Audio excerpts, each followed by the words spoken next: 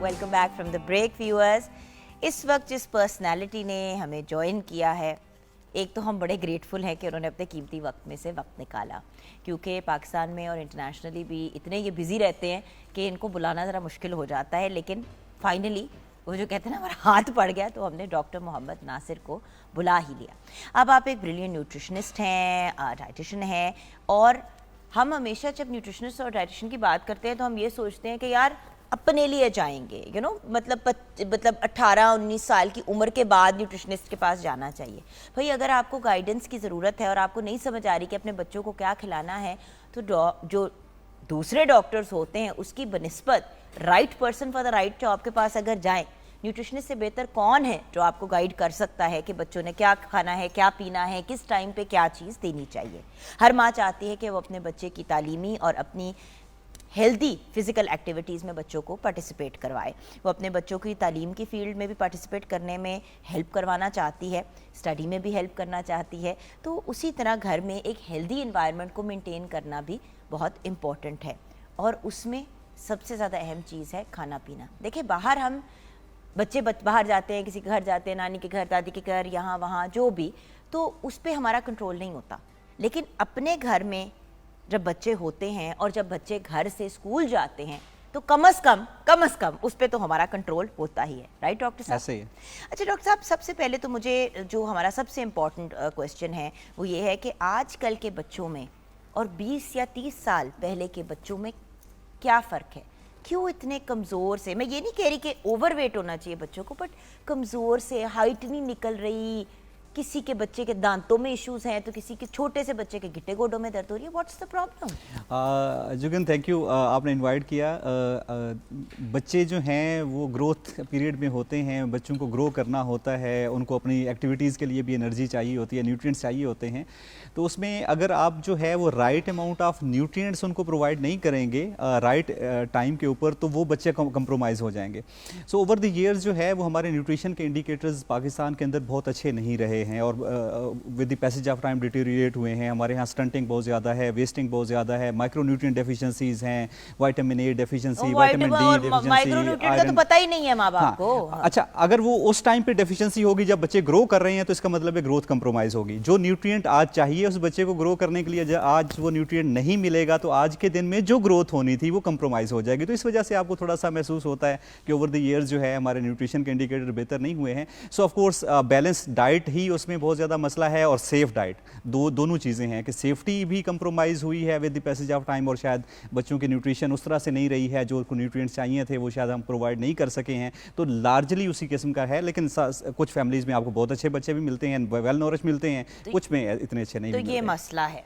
अब मसला जो है उसका हल हम जैसी माएँ जो चाहती हैं कि बच्चों को तालीम के साथ साथ बेहतरीन सेहत प्रोवाइड करें, क्योंकि सीधी बात है डॉक्टर साहब, जान है तो जहान है।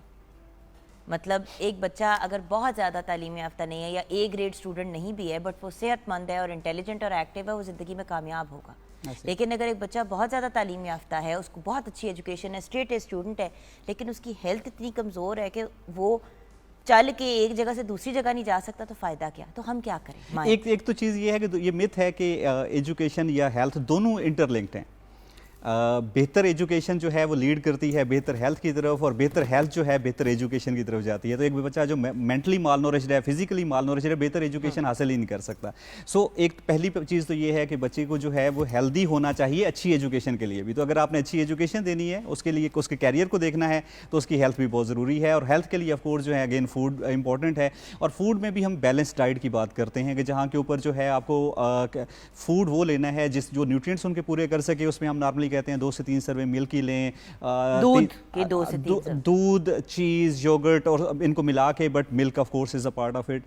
देन हम कहते हैं कि उसको मीट या एग या उनसे जो लेग्यूम्स हैं 2 से 3 सर्विंग वहाँ से लेनी चाहिए, 1 से 2 सर्विंग फ्रूट से लेनी चाहिए, 1 से 2 सर्विंग वेजिटेबल से लेने चाहिए, और 3 से 4 सर्विंग जो है या 5-6 औंस जो हैं वो सीरियल्स लेने चाहिए। तो बच्चे जिन बच्चों को माँ बाप सिर्फ सफ़ेद चावल खिला रहे होते हैं कि कुछ नहीं खाता, बस सफ़ेद ये चावल ही खाता है, मैंने देखे हैं ऐसे बच्चे, या बस ये चिप्स खाता है, मतलब फ्रेंच फ्राइज को फ्राई करके पकड़ा दिया, भूसा भूसा खिला रहे हैं हम अपने बच्चों को जब सिर्फ ये खिला रहे हो। थोड़ी एनर्जी तो मिल जाएगी, दूसरे न्यूट्रिएंट्स नहीं मिलेंगे तो उसकी क्या कार्बोहाइड्रेट का बूस्ट तो मिल जाना है, लेकिन ग़िज़ाइयत कौन सी आनी है सिस्टम? हाँ नहीं, वो कार्बोहाइड्रेट को मेटाबोलाइज करके जिस्म की एनर्जी प्रोड्यूस करने के लिए भी उसको विटामिन्स और मिनरल्स चाहिए। तो आपको बैलेंस फूड चाहिए, और उसमें द बेस्ट फूड जो है जो नॉन हिस्ट्री में, ह्यूमन हिस्ट्री में है, वो मिल्क है। तो स्टार्टिंग फ्रॉम मिल्क उसको तमाम न्यूट्रिएंट्स चाहिए, मुख्तलिफ फूड ग्रुप्स चाहिए। अगर आपके बच्चे की डाइट के अंदर मिल्क ही नहीं है तो आप समझें कि आप उसको बहुत कंप्रोमाइज कर रहे हैं। लंच ब्रेक बच्चों के लिए क्यों ज़रूरी है स्कूल में? लंच ब्रेक इसलिए भी इंपॉर्टेंट है कि देखिए बच्चा एक जाता है, नॉर्मली हमारा जो हम फूड कंज्यूम करते हैं 2 से 3 घंटे में वो डाइजेस्ट होके ब्लड के अंदर जो है वो सेल्स को एनर्जी दे चुका होता है, न्यूट्रिएंट दे चुका होता है। तो एक डिप आता है न्यूट्रिएंट्स का भी और एनर्जी का भी। अब बच्चे को जो पहली क्लास में जो लर्निंग हो रही होती है वो 4th क्लास में नहीं हो रही होती, तो एनर्जी और न्यूट्रिएंट डिप की वजह से। तो आपको उसको दोबारा से रीबूस्ट करने के लिए वो उतनी ही लर्निंग 4th और 5th क्लास में भी कर सके। सो इस वजह उसको दोबारा से जो है वो एक लंच भी चाहिए, उसको फूड भी चाहिए, ताकि वो दोबारा से लर्निंग बेहतर कर सके। आपकी नज़र में स्कूल ब्रेक में एक न्यूट्रिशियस लंच क्या है? क्योंकि कुछ लोग प्रॉपर एक खाना, एक लंच बना के भेजते हैं जिसको हम लंच कहते हैं, और कुछ माई स्नैक्स भेजते। आप क्या रेकमेंड करते हैं? देखिए दोनों चीज़ें इंपॉर्टेंट हैं। लंच भी ज़रूरी है, अगर तो बच्चे की क्लास टाइम बहुत ओवर जा रहे हैं, 3-4 बजे तक जा रही है क्लासेस, तो फिर उसको लंच भी चाहिए दोपहर को। लेकिन लंच से पहले 2 से 3 घंटे के बाद तकरीबन 10, साढ़े 10, 11 बजे जो है उसको एक स्नैक भी चाहिए जो कि हेल्दी स्नैक हो, जो उसको न्यूट्रिएंट्स दोबारा से रिबूस्ट करे। तो स्नैक्स के अंदर नॉर्मली हम कहते हैं कि अगर कोई जो है milk is the best source, fruits and अगर जो है उसमें कोई मिल्क अगर उसको दे दिया जाए। अच्छा, एंड देन लंच मैं अपने बच्चों, मैं हसन के साथ ना और हमजा के साथ भी 16 साल के, पर दूध तो मैं कहती हूँ कि जितना ज़्यादा बच्चा पिए मेरे ख्याल से एक अच्छी चीज़, ये नहीं कि अब निरा दूध ही पिलाएं, बट दूध इम्पॉर्टेंट बहुत है। तो मैं कोशिश करती हूँ कि देखिए घर पे खुला दूध ये वो ज़रा प्रॉब्लमेटिक हो जाता है ना, उसको मेंटेन करना, उसका टेम्परेचर ये वो। तो मैं ना ऑलपर्स के डिफरेंट फ्लेवर्ड मिल्क्स हैं, आपको पता है इतने अवेलेबल हैं और इतने मज़े के, क्या उसमें सही ग़िज़ाइयत है? देखिए एक जो है वो क्योंकि हसन को मैंगो वाला, चॉकलेट वाला और स्ट्रॉबेरी वाला बहुत पसंद है, तो मैं ऑल्टरनेट करती हूँ। एक दिन चॉकलेट भेजा, एक दिन मैंगो भेजा, फिर स्ट्रॉबेरी भेजा, फिर चॉकलेट भेजा, फिर मैंगो भेजा, फिर मंडे से स्ट्रॉबेरी भेजा। हमजा सारे फ्लेवर्स पीता है। सही कह रहे हैं। अच्छा, बुनियादी तौर के ऊपर milk is complete, almost complete diet. It contains all the nutrients in a balance form जिसमें बॉडी को चाहिए होता है, खासतौर पे बच्चों के लिए। अब उसके अंदर जो है वो हमारे डाइटरी हैबिट्स इस तरह से हैं कि हम जो है वो शुगर के साथ जो है योगर्ट में फ्लेवर्ड योगर्ट होता है या फ्लेवर्ड मिल्क होता है, उसके अंदर जो है वो न्यूट्रिएंट्स को, अब बच्चा दूध नहीं कंज्यूम कर रहा तो उसको कंज्यूम करवाने के लिए, एक हेल्दी फूड कंज्यूम करवाने के लिए, तो जो अमेरिकन डाइटरी गाइडलाइंस हैं वो ये कहती हैं कि अगर आप जो है वो sugar, not only it improves palatability, flavoring and sugar, not only it improves palatability but it also improves the consumption of the healthy foods. तो अगर आप healthy food को vehicle के तौर के ऊपर उसके अंदर यूज़ कर रहे हैं तो कोई मसला नहीं है। और इसमें नॉर्मली हम कहते हैं कि 10% से ज़्यादा जो है वो आपका ओवरऑल जो शुगर कंटेंट नहीं होना चाहिए। तो इसके अंदर जो टोटल कंटेंट है वो तो अराउंड 5 to 6% है। So very good. और जो हेल्दी और बैलेंस लाइफस्टाइल है हमारा बच्चों का, उसके अंदर जो परफेक्टली जो है फिट इन करता है, तो उसमें ऐसा नहीं है कि इसकी वजह से, शुगर की वजह से या कोई मसला है, but it provides the nutrition of milk, but flavour and little bit of sugar enhances the palatability. होता क्या था ना, पहले तो मैं सोचती थी कि नहीं यार डब्बे वाला दूध नहीं देना फ्लेवर्ड मिल्क। मैं सीधे आपसे व्यूअर्स बात कर रही हूँ। तो मैं क्या करती थी, मिल्क शेक बना के भेज दिया, वो 2 घंटे बाद दूध, वो जो कहते हैं ना, दूध फट जाता था, खराब हो जाता था, तो उल्टा बच्चे को उसका फ़ायदा होने के बजाय नुकसान होता था। बच्चे तो आपको पता है अपनी बेदहानी में दूध पी लिया ये वो। तो मुझे एक्चुअली मेरे बच्चों के पीडियाट्रिशियन ने ये रेकमेंड किया था कि ऐसा करो कि उनको, मतलब Olpers is a very good brand, आप उसके जो फ्लेवर्ड मिल्क्स हैं जो बच्चों को पसंद है, अगर तुम्हें इतना है कि दूध साथ देना है, और तुम्हें देना भी चाहिए साथ में, क्योंकि देखिए बच्चा खाए या ना खाए, पी कुछ ना कुछ लेता है, और अगर पीने की चीज़ मज़े की हो तो जब स्कूल में, और अनफॉर्चुनेटली अभी भी माँ बाप ऐसे हैं जो सॉफ्ट ड्रिंक्स भेजते हैं, बेस्ट ऑप्शन जो है पानी ज़रूर भेजे बच्चों के साथ, फिल्टर्ड बॉइल्ड वाटर या मिनरल वाटर अगर भेज सकते हैं, और ज़रूर एक पैकेट ऑलपर्स का कोई भी फ्लेवर्ड मिल्क मेरे ख्याल से दे दें, तो बच्चे कम अज़ कम जो हैं उनकी उस वक्त जो आप कह रहे हैं डिप आती है एनर्जी में, तो उनको ब्रेन फूड तो मिल जाता है ना। आप ऑलपर्स के फ्लेवर्ड मिल्क की बात कर रही हैं, तो ऑलपर्स के फ्लेवर्ड मिल्क के अंदर it is also fortified with vitamin A, D and calcium also, so top up nutrients भी उसके अंदर हुए हैं। तो आपको पता है कि पाकिस्तान के अंदर विटामिन ए, डी, कैल्शियम और B12 की बहुत ज़्यादा डेफिशिएंसी है। So it is not only providing the nutrition of milk but also, क्योंकि ये फोर्टिफाइड मिल्क है ये इसका, तो इसका मतलब ये है कि वो जो न्यूट्रिएंट्स क्या बेनिफिट्स हैं, अगर सारे हमें हमारे साथ अगर आप थोड़े से देखिए, आपकी बॉडी को ग्रोथ के लिए, मसल ग्रोथ के लिए और मेंटल ग्रोथ के लिए जो है कुछ की न्यूट्रिएंट्स चाहिए आपको। एक तो एनर्जी चाहिए, प्रोटीन चाहिए, देन कैल्शियम चाहिए, विटामिन ए, डी चाहिए, हाँ दूसरे न्यूट्रिएंट्स भी चाहिए, लेकिन ये नॉर्मली हमारी डाइट में डेफिशिएंट है। तो एनी फूड जो कि अच्छा न्यूट्रिशियस हो और वो बायो अवेलेबल भी हो, हेल्दी भी हो, कंज्यूम भी हो जाता हो और बॉडी का हिस्सा भी बन सकता हो, वो पार्ट ऑफ सोल्यूशन है। तो milk is the best source. Egg भी बहुत अच्छा सोर्स है but milk is the best source. दूसरा आप बात कर रही थी पैकेज मिल्क के हवाले से और खुला मिल्क के हवाले से, 1908 में शिकागो में 114 साल पहले जो है खुला दूध बैन हो गया था। पूरी दुनिया में आपने ट्रैवल किया है, मैंने भी ट्रैवल करता हूं, कहीं आपको खुला दूध नहीं मिलेगा, पैकेज दूध ही मिलेगा, प्रोसेस मिल्क, क्योंकि उसके milk is good diet but it is also safety के इश्यूज होते हैं अगर आप इसको ओपन रखें तो। आपको मिलावट का भी तो नहीं पता ना, सीधी बात करते हैं, दूध निकाला वाले ने उसके अंदर जो है वो मतलब जैसा चाहता भी और पानी था वो डाल दिया, आपको दे दिया। अब बात ये कि उसके अंदर इतनी ज्यादा बैक्टीरिया, इतनी ज्यादा बीमारियां, इतने ज्यादा मसाइल। भाई ऑलपर्स जैसे ब्रांड का हमें गारंटी पता है, आपको पता है हमने बिल्कुल दूध बाहर से वो वाला मंगाना छोड़ दिया है। मैं जब जाती हूँ अपनी ग्रोसरी लेने के लिए, ऑलपर्स का हम वो जो 1.5 लीटर वाले पैक्स अवेलेबल है हम वो वाले ले लेते हैं जो प्लेन मिल्क के होते हैं, और फ्लेवर्ड मिल्क के मैं 2 या 3 मतलब 3 कार्टन, ऑब्वियसली तीनों फ्लेवर्स जो बच्चों को पसंद है वो मैं ले लेती हूँ।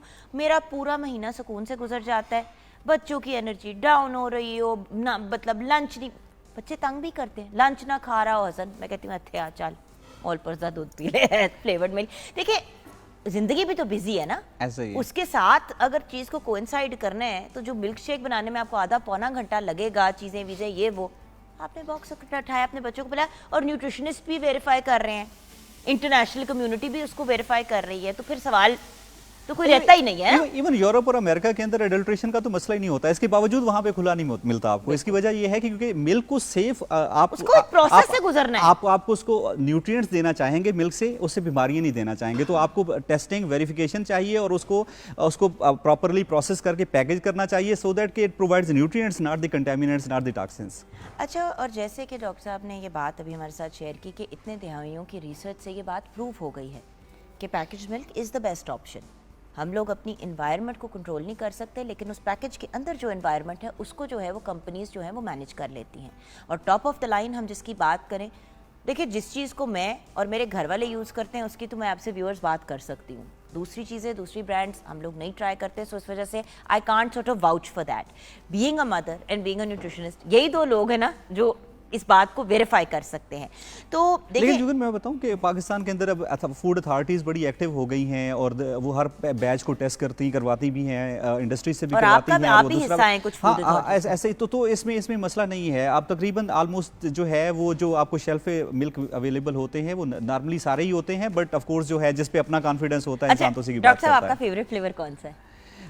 मेरा बादाम ज़ाफ़रान। मेरा भी, मैं यही कहने लगी थी, बादाम ज़ाफ़रान इज़ माय फेवरेट।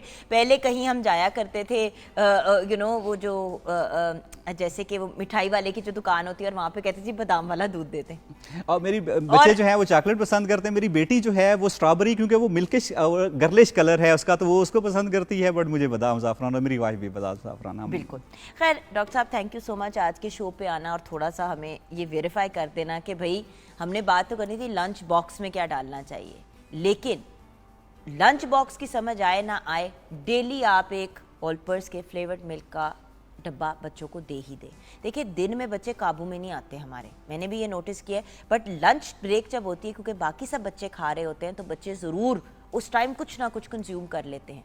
आप अगर लंच बॉक्स में खाने और पीने की मज़े की चीज़ें डालेंगे तो आपके बच्चे फिर भूखे घर नहीं आएंगे, खा पी के आएंगे, और उनको उनके दिमाग को भी वो एनर्जी मिलेगी जिससे फिर बाकी के जो पीरियड्स हैं ब्रेक के वो आराम से कंटिन्यू और लर्निंग करके वापस आएंगे, और लर्निंग करके। Thank you so much doctor साहब, ब्लेस यू। इस प्लेयर जी, एंड व्यूअर्स, आप भी ज़रूर अगर अभी तक नहीं ट्राई किए बच्चों को क्या, खुद तो पहले ट्राई करके देखें। ऑलपर्स के flavoured milk, they are absolutely awesome. I am a huge fan, हम दोनों बादाम ज़ाफ़रान के फ़ैन हैं सीरियसली। और अगर कभी बहुत ज़्यादा दिल चाह रहा हो कि आइसी फील वाला लेती हूँ, मैं बादाम ज़ाफ़रान लेती हूँ, उसमें बर्फ़ डालती हूँ, उसको ब्लेंड कर देती हूँ, तो वो बादाम ज़ाफ़रान स्लशी बन जाती है। वो भी ज़रूर ट्राई कीजिएगा।